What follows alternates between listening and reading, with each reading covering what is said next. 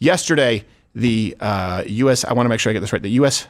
House Foreign Affairs Committee, they hosted a hearing regarding the state of democracy, rule of law in Brazil, you know, that whole thing.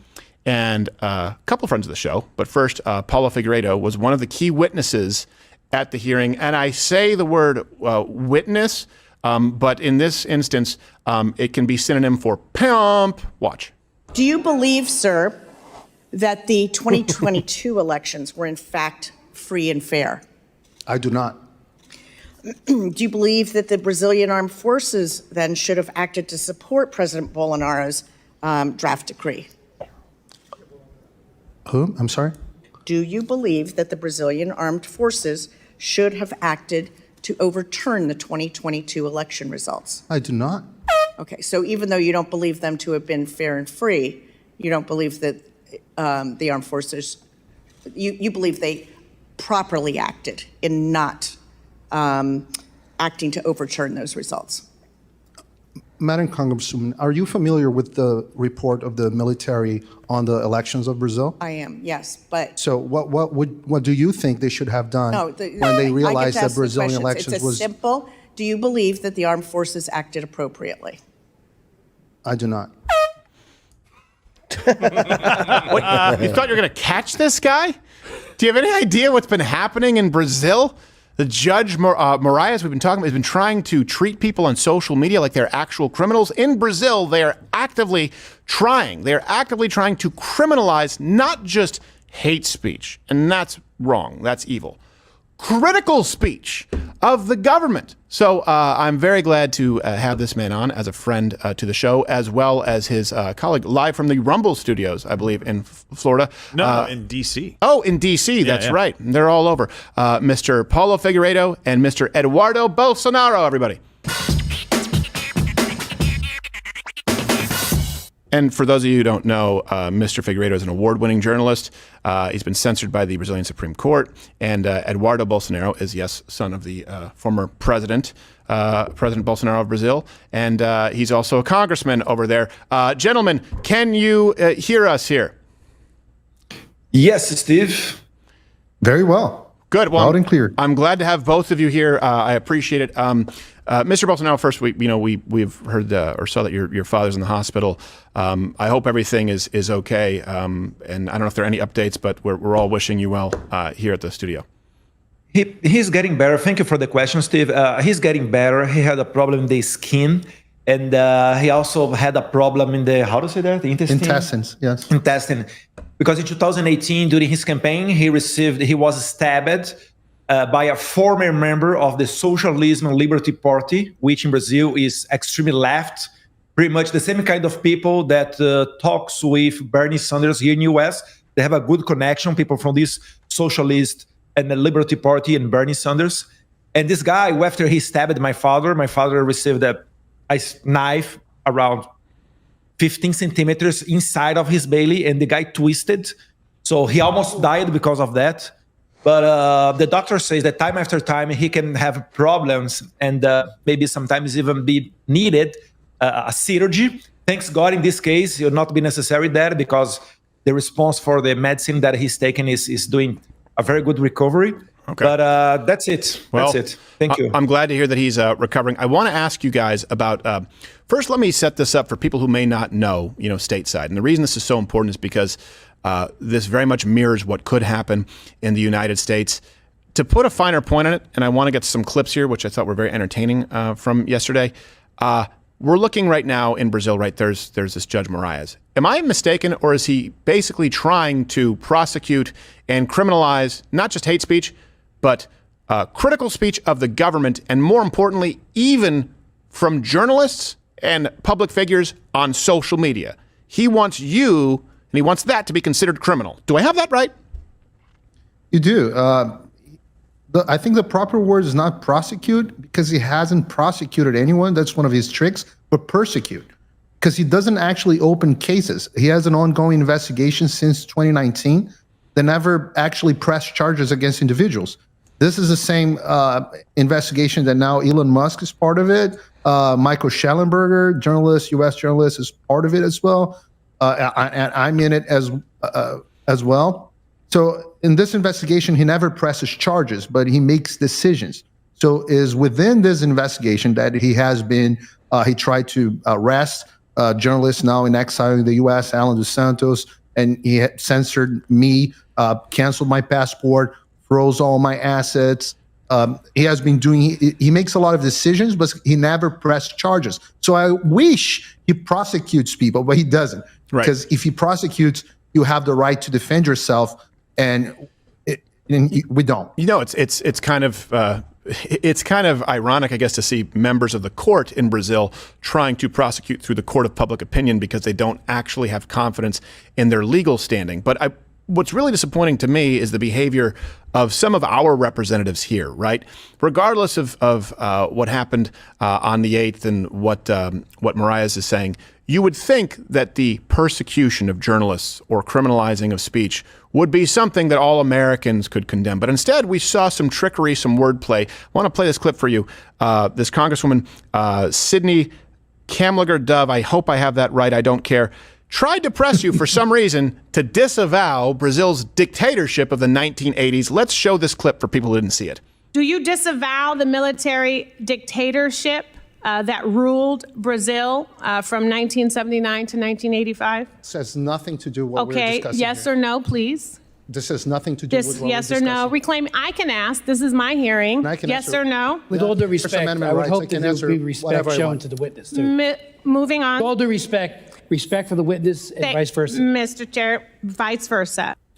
So, first question is, what do you believe her goal was here? And second question, how long before you were certain that it wasn't, in fact, a mop? Well, first of all, I do not have any.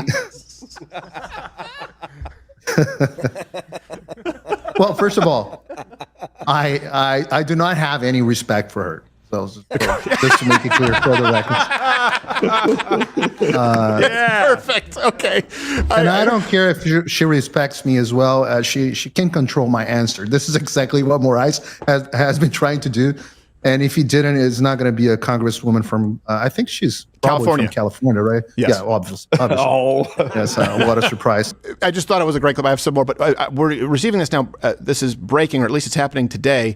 Hopefully you guys are aware of this. My producers they've just let me know, Gerald signaled me, that Eduardo Bolsonaro is now under investigation for sharing a media article.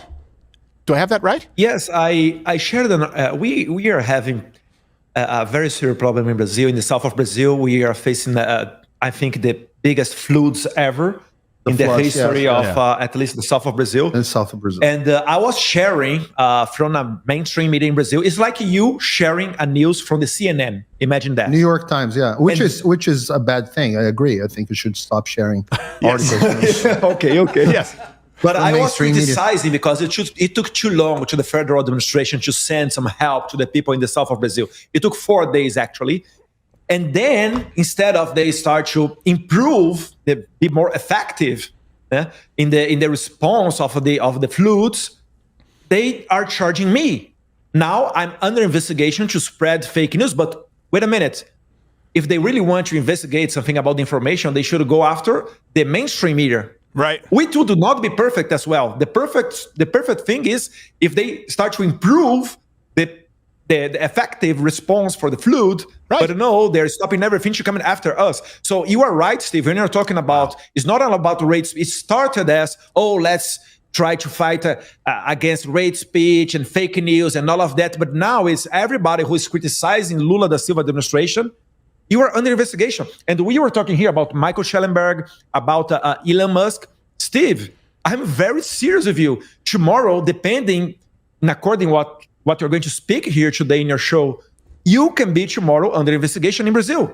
Yeah. This is serious. Good. Yeah. I know that you don't care. No, but it shows how Brazil ridiculous can is get our in. system. Brazil can get in line. I do care, and this is why I always say, we're able to survive this because of Mug Club, because we're actually supported by viewers, right? By people who join Mug Club. I'm scared for other people who aren't. There are people working in an office job where this happens, and they don't have the ability to defend themselves. Yeah, it's terrifying. I want to be really clear because the media will try and say that we blew this out of proportion or misrepresented it. You shared a media article from what would be considered in Brazil a relatively mainstream outlet regarding a slow response to floods. and you are being investigated. I have that right? Yes, and the thing is, the media should be very concerning about all of that, because if they are going after me, if they want tomorrow, for example, imagine that they don't have money anymore to send to the media, because in Brazil, the Lula administration, they send billions and billions of dollars to the media. Of course. Imagine if tomorrow they don't have this money anymore, they can go after the media and force the media to talk good things about the government. Right. Yeah. Because, and control the narrative, because they're trying to kill the social media. Thanks God, we still have internet. That's why you are seeing the amount of people that go to the streets in the rallies of my father, Jair Bolsonaro. If you do not have a media, the rallies of my father, for example, in São Paulo 1 month ago, where we had 1 million people on the streets in favor of my father, you would never see that. And this is exactly what they want to do. So you, America, do not think this is an issue about the Brazil, because all of these Brazilian authorities, they are going all over the world. They were last week in London, before they were in New York, and then in Paris. They are spreading this Brazilian virus that is different for all the virus, the censorship virus that we have all around the world, because in Brazil, it is coming through the hands of the judiciary. Yeah. And then I ask you, if Joe Biden gets reelected and appoint 1 or 2 more justices of the Supreme Court, and they start to do exactly the same thing that are happening now in Brazil, you, America, what are you going to do? Right. So you have to spread the truth all around the world to avoid this virus to come here to U.S. It actually came from the U.S. Actually, they did come from the U.S. We have been learning that the whole theoretical framework that was used by the Brazilian courts, by Moraes court, everything came from the United States. So they had meetings with the FBI agents. They had meeting with several Department of Justice agents on learning their tactics to quote unquote combat disinformation, and that's where the ideological framework came from. If you look and see who worked closely with Moraes on his office, was pretty much the usual suspects. People funded by George Soros, Open Society, Ford Foundation, Oak Foundation, and this is not a conspiracy theory. This is public information. So the virus came from the U.S., from deep state, and from American NGOs that are trying to shape the public debate around the world. Yeah. And of course, you had at the end of it, you had all the top officials of the Biden administration going to Brazil to threaten Brazilian public officials, military leaders, and bureaucrats to not challenge Moraes with threats, with open threats. So I think the virus came from the United States. It went to Brazil. It mutated, and it's gonna come back to this variation of the virus. Is gonna come back to bite you in the second wave. Yeah, it's gonna come back to bite you in America. Yeah, no, I agree. You know, and it really is. I will say this: I'm still patriotic, but my patriotism has changed in the sense that, you know, I grew up. We had a country that was flawed, but largely, hopefully, we were hoping was exporting the ideals of the Constitution, freedom, and that's not what the United States is exporting right now. They are exporting, unfortunately, corruption and authoritarianism and wokeness. And so my patriotism it lies with what America was, the ideas of America, and unfortunately not what America, the United States of America, is right now. It doesn't mean that I'm not proud to be American. It doesn't mean that I believe anything other than the United States of America is the greatest country in the history of the world. That is true. But this is a dark spot, and I don't like that we, for the very first time, in my opinion, are patient zero in a lot of ways. And that's different. And to highlight that, before we go to Mug Club, I'd like to keep you guys on here. I wanted to specifically play this clip because I believe Eduardo tweeted about this exchange. And it was between this congresswoman and Professor Da Silva. How do I pronounce that name? How do I pronounce it? You did it very well. Da Silva. Okay. Here is the clip. I think respecting, protecting, strengthening democracy is incredibly important. And I do also agree that we have a real problem with the proliferation of misinformation and disinformation. Thanks, Congresswoman. I think, is it a yes or no question? It is not a yes or no question. Order, please. So Can you repeat the question, Congresswoman? I just love the smirk, and you confirmed Is that today. a question? Yeah. Do you know what was said off camera? Because you captioned this with leftists are the same all over the world. Do you know what was said that people reacted to? Yeah, because she was asking me as you played previously. She was just saying, well, everything is a yes or no question when she was questioning me. So I couldn't give her an answer with more than a sentence. That's why we had this interchange. And then she passed to the witness that she was favoring, Right. which was the guy obviously defending censorship.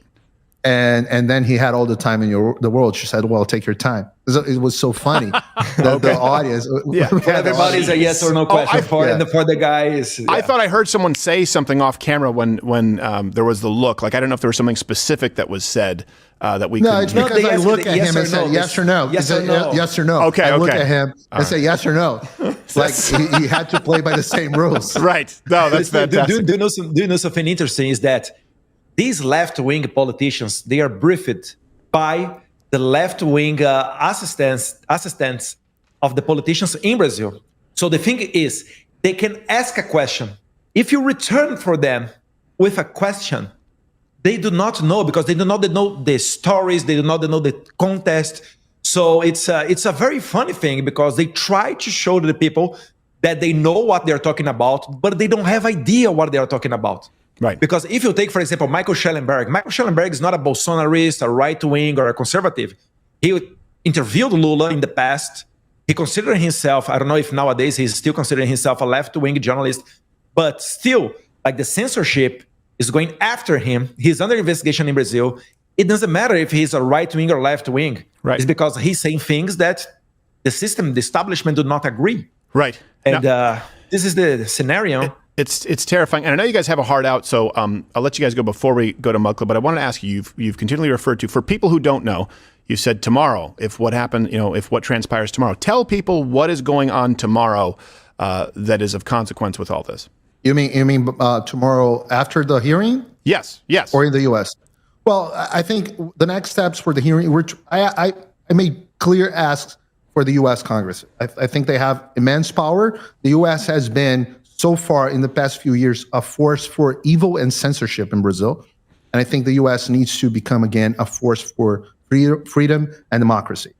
And so the first thing they can do is what you're doing here now, Stephen. You're creating awareness. The problem is that most of the media, the mainstream media, they don't even cover it. Right. They try to pretend it never happened. So having hearings and having the congressman going to Brazil and having what the Judiciary Committee has done, releasing Brazilian courts, public documents so the public can know what's going on in Brazil is one key. The second key is the U.S. Congress controls the funds, and it funds Brazil tremendously with taxpayers' money.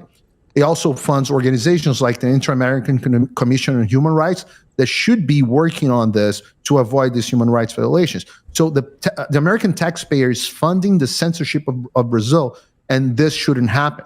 The third is they need to exercise the oversight power on the Biden administration. Why is the Biden administration supporting Moraes and Lula, a regime that's pro-Hamas, pro-Venezuela, pro-Cuba, definitely pro-China, pro-Iran? Why does the Biden administration, it's almost like they hate America and they want someone that hate America ruling the most important country in South America. Right. But the next step would be Congress can produce a legislation like they have many in place that really creates sanctions against Eduardo, of course, doesn't like this, but I'm a journalist, I'm not a congressman, I can say, that creates sanctions against the Brazilian government and Brazilian public officials who violate human rights. It's not a political thing. Is if you're violating journalists' rights, if you're violating parliamentarians' rights, congressmen' rights, parliamentary immunity, if you're throwing people in jail without due process, you need to suffer consequences. And that alone will create enormous pressures, and I think our institutions will be able to act and restore our freedoms. Brazil is a peaceful country, although we're very good in jiu-jitsu, as you know. Yes, I know. Well, though, I know that it pains you to no end that the greatest no-gi grappler of all time is a very cocky American. And it's not even close. It's not even close, and you know it. Well, I'll dispute that. In the gi... You've been fighting excuses to not go on the mat with me. Oh, my back hurts. And I've heard all that before. I voids my titanium rib cage. I will say this. Yeah, okay. I have 3 herniated discs, so let's roll. I will say this. Hodger Gracie in the gi, he's a Michael Jordan. No gi, Gordon Ryan. Come on, with that. We got it. We got to do that. I mean, Americans take what Brazil created and, they made it better. Let's it's okay. agree to disagree. No, I'm correct. But Gerald had one final question here because I know you guys are on a timeline. I appreciate you taking it. Yeah, well, I mean, I noticed that you guys are in the Rumble studio up there in D.C. We talked about that a second ago. I know Chris was also in front of Congress testifying on censorship. I know X has been removed and Rumble is now removed out of Brazil. YouTube's still available, though, right? X not removed yet. Or not removed yet, but in the process of potentially. Yeah. Well, what happened was that Elon Musk promised he was going to lift the sanctions, the restrictions in Brazil, but so far he hasn't made good of his promise. He didn't lift any sanctions. Brazil, I'm still heavily sanctioned in Brazil. He actually increased the sanctions by the order of the court after what he said. So we're still waiting on Elon Musk to actually do something. The moment he does, he will be disconnected from Brazil. Yeah. And then I'll give you back in a question, if I can, is that imagine if Trump is the president and if he looks like this Brazilian authorities are banning some U.S. companies there. Let's go to do the same here in U.S. and you start a trade war between U.S. and Brazil. I think this is something that the Brazilian authorities, they are concerned. They fear that Trump can get elected and change all the behavior, change all the, how can I say that, the inertia of the Biden administration, and they start to act in favor of the American companies outside of America. So let's see what happens. Yeah, and I think, Gerald, the final part of the question was YouTube, Facebook, Instagram, right? They're fine. They're all compliant. They're compliant. Of course they are. Of course. Well, if you and I said that on my testimony. If you look what's going on in Brazil and in the U.S., please read the Judiciary Committee on the House report on the censorship industrial complex. The email exchange between the Biden administration officials and the guys from YouTube, Meta, and all those social media companies, they were they were aligned. Yes. They were aiming to please. In Brazil, the theoretical framework is the same. The difference is that Moraes didn't have to informally come to an agreement with social media company. He just ordered them, do whatever I'm saying, otherwise I'll heavily fine you or disconnect you from the country. But the ideas and the requests are actually the same because, like I said, it came from the U.S. It came from the Atlantic Council. It came from the FBI deep state. It came from Department of Justice agents. It came from the American left. Right. Yeah. The people of Brazil deserve a lot better, and not only from their own government, but you know what? You're right. They deserve a lot better from the shining city on a hill that is the United States of America, and we have not done right by you. So I can only apologize on behalf of myself for not being able to do more about it. But if people want to do more about it, where can they support you, follow you guys? Because that's an active step. Well, I'm on X. My X publications are usually in English since they can be seen from Brazil. Right. You can look me up at Rio P Figueiredo. It's Figueiredo, and Eduardo Bolsonaro is also Bolsonaro. Usually Bolsonaro SP. Bolsonaro SP is almost all of my social media. Okay. Well, very good. I appreciate you guys taking the time. Please do keep us updated. And thank you, guys. I know you have stuff to get to there in Washington, D.C. Be well. Thanks for having us. Bolsonaro Figueiredo, everybody.